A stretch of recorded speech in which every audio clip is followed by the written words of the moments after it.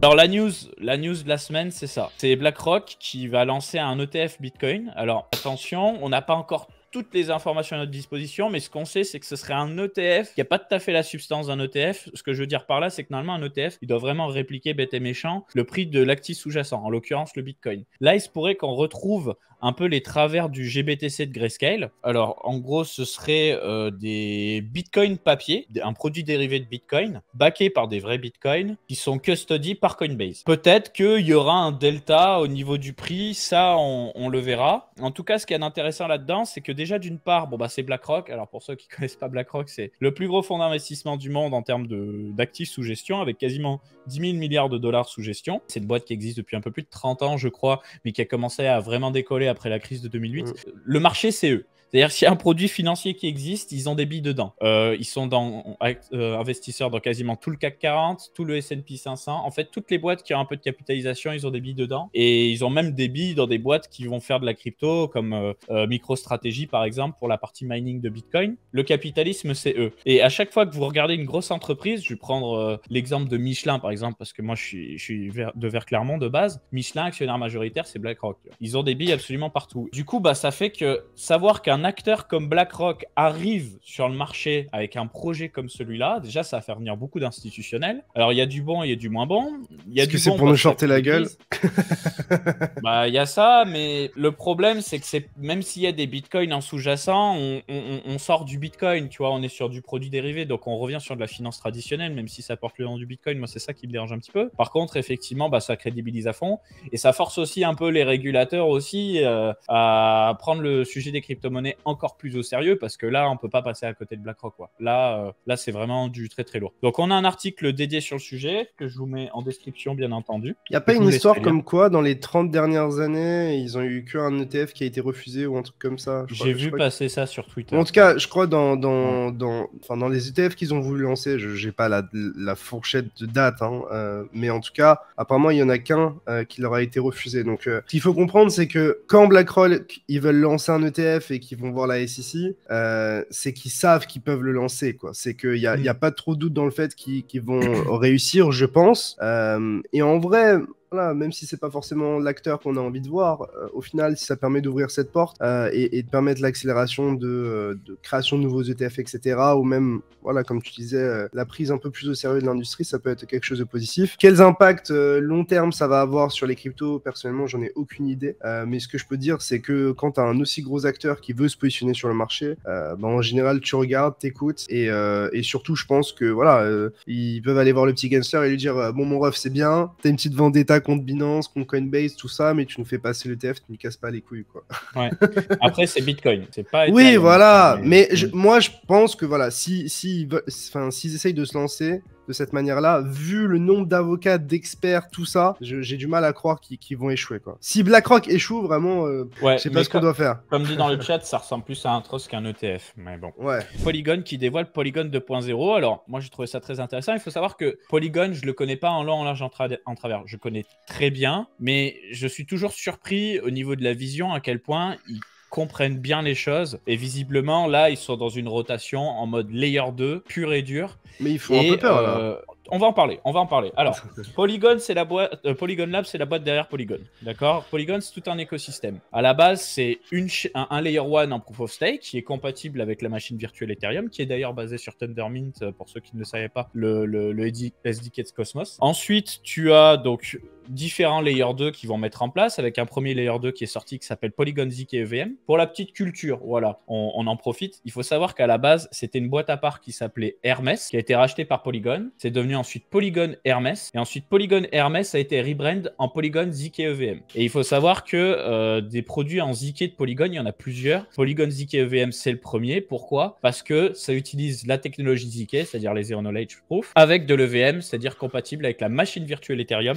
Le but étant d'avoir une surcouche d'Ethereum compatible avec les applications Ethereum. Et donc, ce qu'on apprend, ce layer 2 précisément, le gas token pour payer les frais de transaction, ce ne sera pas le Matic, ce sera l'Ethereum. Et là, c'était ce que disait juste avant Pissou. Comment ça, mon ref? Le Matic, là, il perd un peu son intérêt. Il faut savoir qu'en gros, on va avoir plein de nouvelles ces prochaines semaines vis-à-vis de l'écosystème Polygon. Et que justement, la nouvelle tokenomics, c'est pour le 10 juillet. Qu'est-ce qu'on a avant? Donc déjà, à partir de la semaine prochaine, on va savoir ce qu'il en est du Layer 1 Polygon POS, donc la sidechain. Ensuite, des nouvelles au niveau de l'infra et après des nouvelles au niveau de la gouvernance plus tard. Moi, je pense que dans tous les cas, le Matic va servir à faire voter de la gouvernance sur l'écosystème en général. On sait aussi qu'ils ont des produits de type Supernet, Polygon Supernet. D'ailleurs, ça, je t'avais pas dit, Léo, quand j'ai interviewé à Lisbonne Ariani, ils m'ont expliqué qu'ils ont prévu d'ailleurs d'émettre leur écosystème Ariani sur un Supernet de Polygon, qui serait en fait pas un roll-up, mais enfin si, peut-être même un roll-up, une sorte de réseau spécifique pour ton application. Voilà. Donc ils font plein de choses. Et je pense que ce plein de choses va consommer du Matic. Mais pour le jeton, en fait, en soi, genre, je vois pas l'intérêt pour eux de le délaisser, à part si... Enfin, le délaisser, en tout cas, de le sous-utiliser, à part s'il y a vraiment un problème légal avec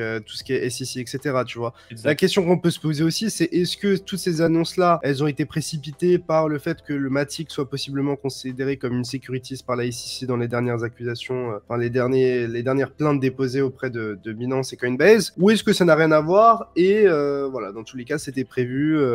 Ça je sais pas. Alors j'ai pas la réponse. Je l'ai cherché, mais je l'ai pas. Je pense qu'il savait que la probabilité qu'il soit considéré comme une security soit assez élevée et que tôt ou tard ils étaient obligés de faire un move dans un sens. Je sais pas dans quel sens ça sera, mais pour moi je vois pas un monde où ils ont tout intérêt, comme j'expliquais, à délaisser le Matic. Enfin, c'est en crypto, souvent on dit que le prix d'un jeton c'est le marketing du projet, quoi. Si t'as un jeton qui descend aux enfers, les gens vont avoir moins de croyances dans le projet, etc., etc. Malgré le fait que ça peut pas changer énormément de choses fondamentalement par rapport à l'attrait technique de la solution qu'ils apportent, quoi. Polygon, c'est huge en tout cas. Polygon, c'est huge, comme on l'a vu. Je veux dire, ils ont une sidechain, ils ont différents roll-up, ils ont même une partie data availability, ils ont un truc pour l'identité aussi.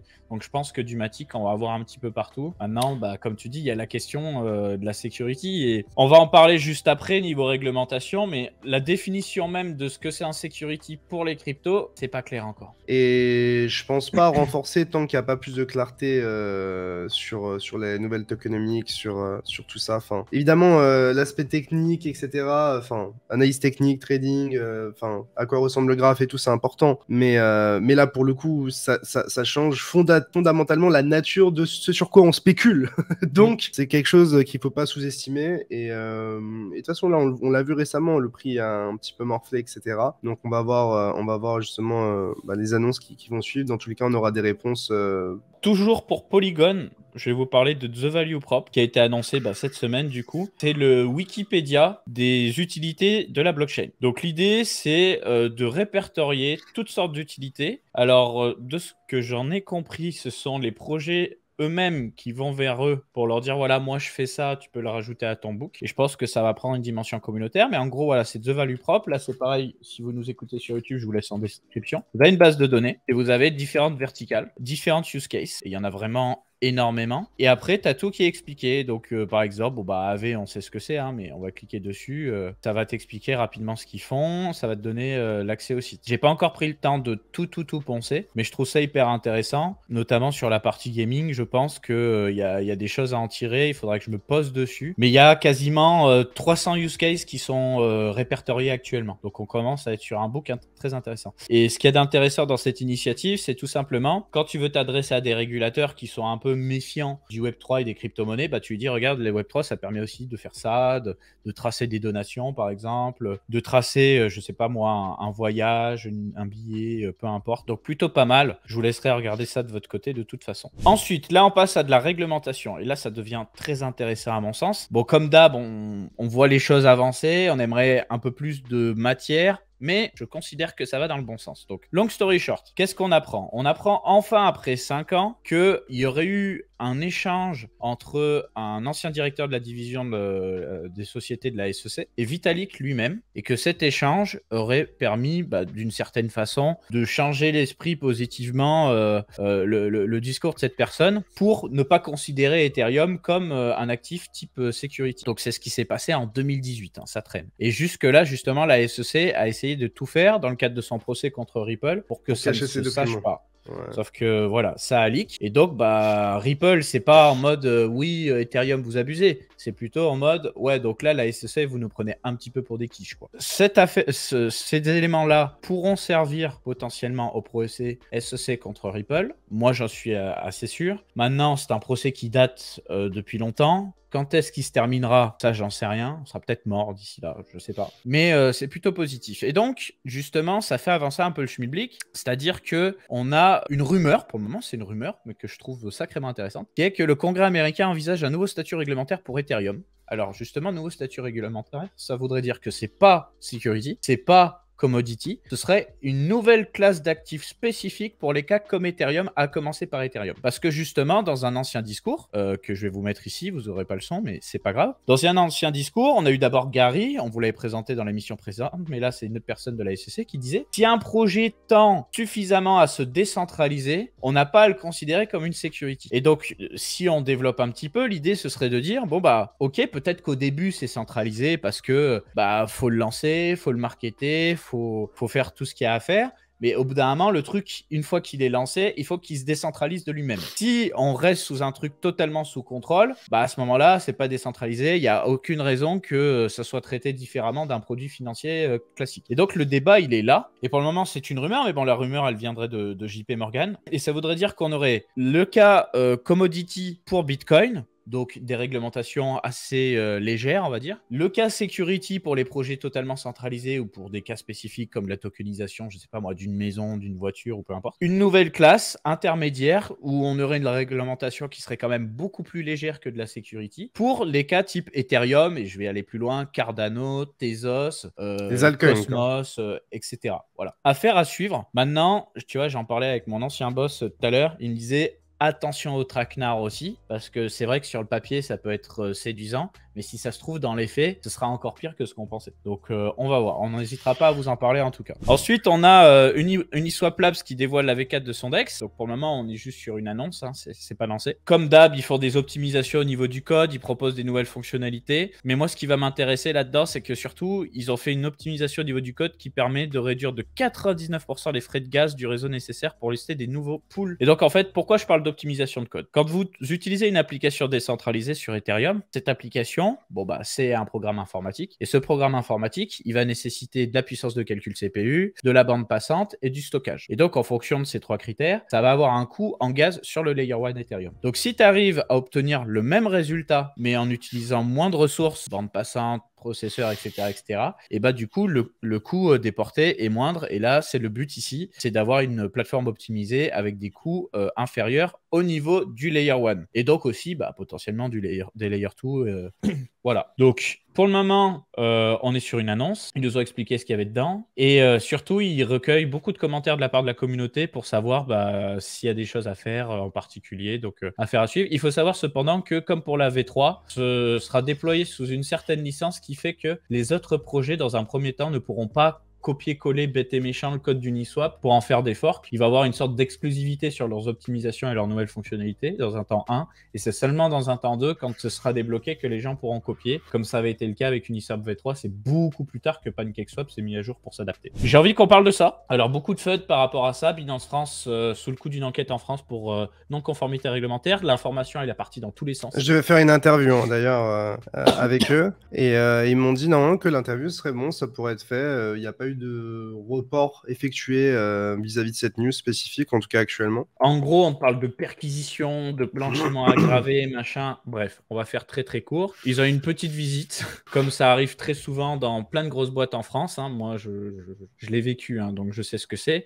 Tu vas te faire interroger, potentiellement ils vont te demander de dumper des trucs sur des disques durs, des bases de données, etc. pour savoir si tes paroles sont en phase avec les écritures informatiques, on va dire. Et puis voilà, en fait. Et donc, ça a été un grand bordel pour au final dire que Binance aurait outrepassé ses droits en France au niveau du PSAN, au niveau de la clientèle française. Mais bon, jusqu'à preuve du contraire, on est sur une enquête. Et des enquêtes, il y en a plein pour plein de choses, mais il n'y a rien d'acté. Donc, beaucoup de bruit, beaucoup de bordel pour, encore une fois, essayer de tomber sur Binance facilement, mais dans les faits, rien de spécifique. Pour terminer, on a A16Z qui a un gros fonds d'investissement Web 2, Web 3 qui vient placer des bureaux en dehors des US pour toucher un public européen, on va dire. Voilà. Un fonds en France ou à Paris même. J'en parlais avec Julien Bouteloup. Je sais pas, mais en tout cas européen c'est sûr. Mais ça m'étonne que. Mais du coup, Mika, c'est pas, ça concerne pas l'Angleterre du coup. Pas que je sache. Mais après Mika, ça va être un framework pour le monde entier.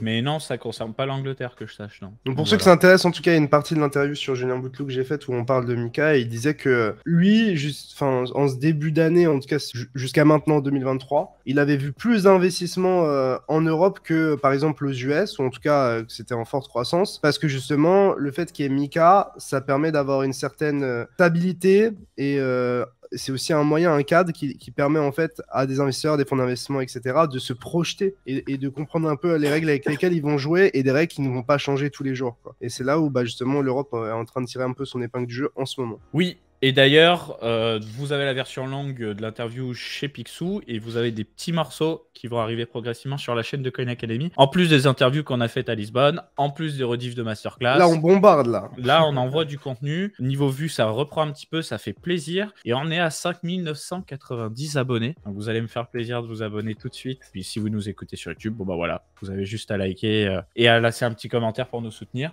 Mais on va continuer de bombarder de contenu. On vous a sorti aussi un petit... pas un top 5, mais un article qui résume 5 projets qui mélangent crypto et intelligence artificielle. Pour ceux que ça intéresse, on les a pas tous cités, il y en a évidemment beaucoup plus que 5. On a choisi le timing, tu vois, on a publié une vidéo où tu avais Julien Bouteloup qui disait 99% des projets IA, ça risque d'être de la merde. Derrière, je vous envoie un petit article sur le sujet. Enfin, l'IA et de la crypto, c'est du bullshit, c'est un petit peu le sujet de la conversation. On a publié une vidéo sur YouTube avec un extrait de l'interview à ce sujet-là, donc voilà, si vous voulez checker, c'est sur la chaîne YouTube de Coin Academy. Si tu as bien aimé cette vidéo condensée, sache qu'elle est extraite de notre chaîne YouTube Coin Academy. Du coup, si tu veux voir l'interview complète, je te laisse cliquer sur la miniature dans l'outro ou alors tu peux passer tout simplement par le lien dans la description.